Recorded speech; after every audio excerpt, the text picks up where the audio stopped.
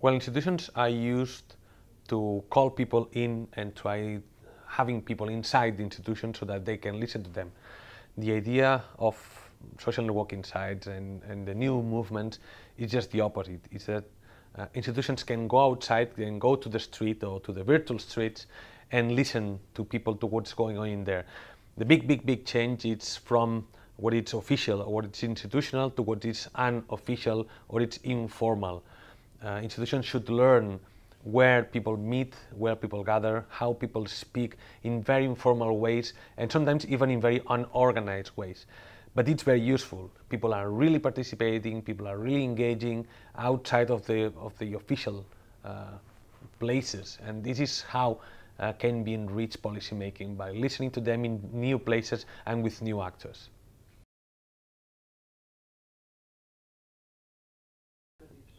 The good thing about online organization is that it's very easy, it's very cheap, and people can gather around very easily. Another good thing is that more actors can go in and have their voices said. So for knowing what's going on, for making a diagnosis of problems or civic needs, social networking sites and these informal spaces are very good. Another thing comes when it comes to deliberation. Deliberation, it's much more difficult, needs some facilitation, needs some resources, and especially then when it comes to decision making, it's even more difficult. So this is where institutions can have a very strong impact and can bring their knowledge, which on the one hand is what is the context, what's happening outside of your personal needs, how are your needs connected to other people's needs. So this context and the facilitation, bringing human resources or material resources, including money or physical spaces, things like that, so that the deliberation can happen in informed and organized ways, not only anarchic or chaotic. That's another thing that institutions can bring into this kind of deliberation. So again, the first thing is context, which is very important, not only information, but the context. And the second thing is organization. Just help these unorganized or chaotic ways of engaging, having some goals, some methodologies, and some outcomes.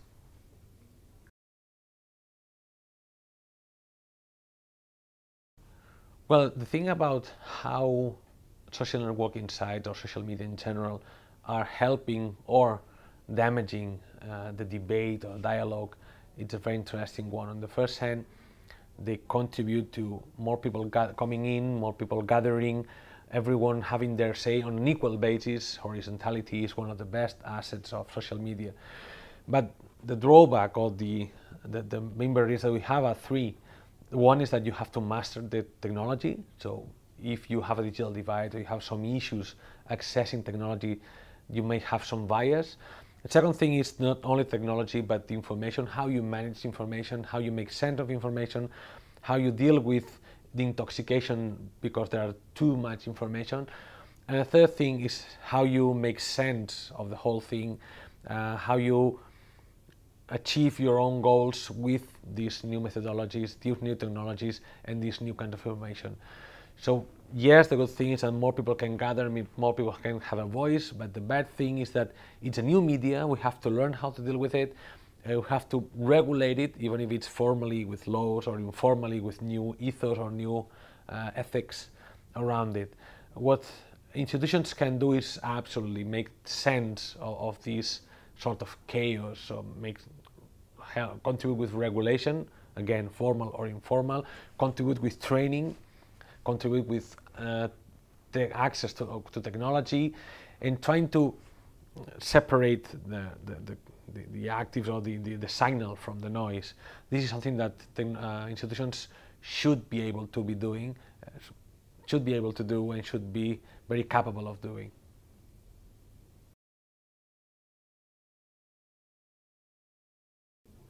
The ideal would be that the administration and citizens have never been torn apart, and that each one would approach each other one. That means that youth should be comfortable with approaching the administration, and the administration should have been listening to everyone, especially youth, always. So there's no chicken or egg. Everything should happen at the same time. But the reality now is that most people, not only young people, but especially young people, do not trust the governments because of many reasons, do not think that they are effective, do not think they are listening to their needs, do not think that they even understand what's going on. They feel different, they behave differently, and institutions just don't get it. So that's the situation right now. So there's no way that trying to convince young people to approach institutions, that's not going to happen. This is not going to happen at all. It might happen in some very specific cases if they are channeled through some youth associations or some parties that they are they're nearer to the youth. But trying to approach the youth because calling them to come institutions, that will not happen. So the chicken or egg thing is about the chicken. It's about the administration approaching youth people, approaching them where they gather in their own lingo, in their own way of behaving, in their own ethics, in their own forms, in the places that they gather and speak each other and engage. To me, that's the main thing that, or the main issue the administration should be doing. Try to understand who is proposing what, where do the people meet, why they meet in these places, why their needs are this and this, not other ones, why people behave differently or communicate differently or engage differently. Try to understand how youth are thinking and approach them. Not trying to change their thinking, but approaching where they are. I think that social media is very good for that, as it is a big opportunity so that administrations can open up and approach citizens where they are, instead of calling them to go to the city council or go to the parliament or the Congress and trying to put them through this funnel of institutionalization.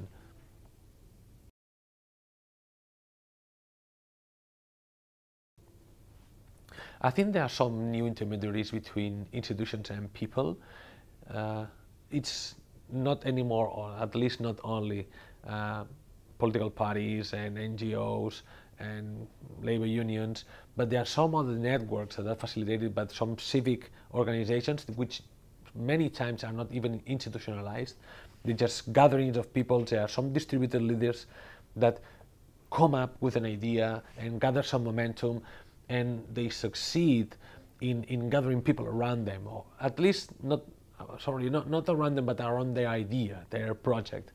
So yes, there are these new intermediaries, but they are really focused on get some things done, not get some institutions done or created. They just get some problems solved.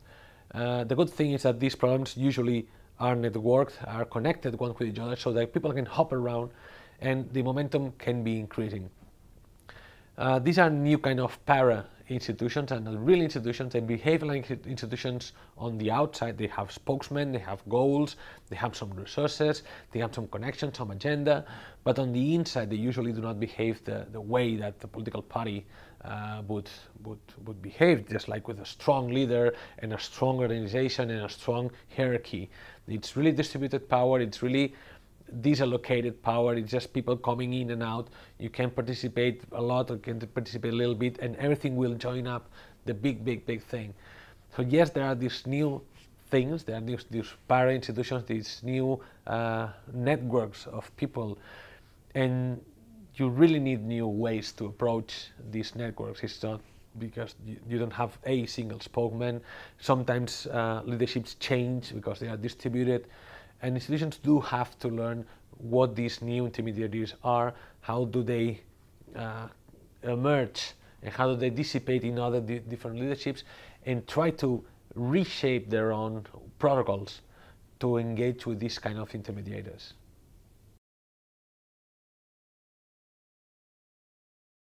The good thing about the administration, the way that it is designed now, with strong hierarchies and strong devices for guaranteeing that everyone is treated equally, etc., has made that you really can represent people, and you can really make decisions representing more or less a majority of people that elected you.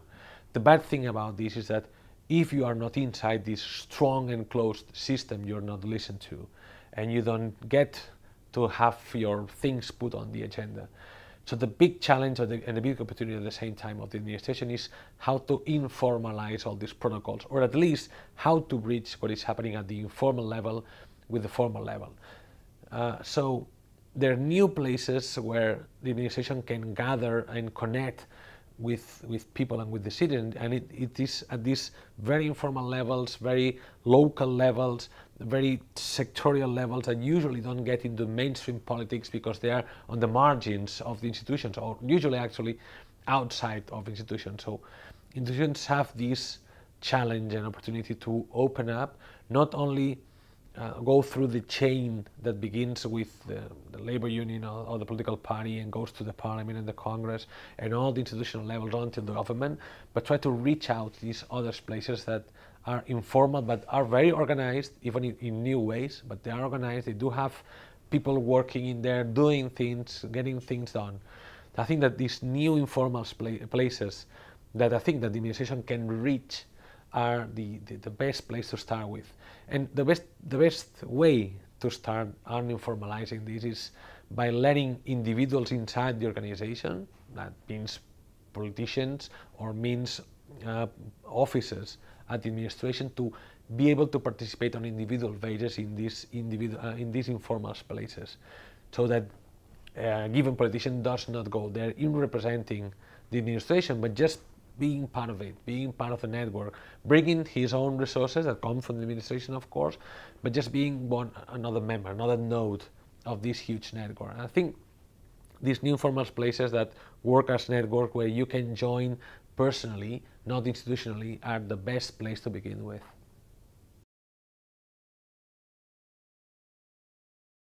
Usually we think about the public sphere as like two big spheres, actually. One is what happens at the government and at the parliament, the representative and executive powers, and the other one is what happens at the media sphere.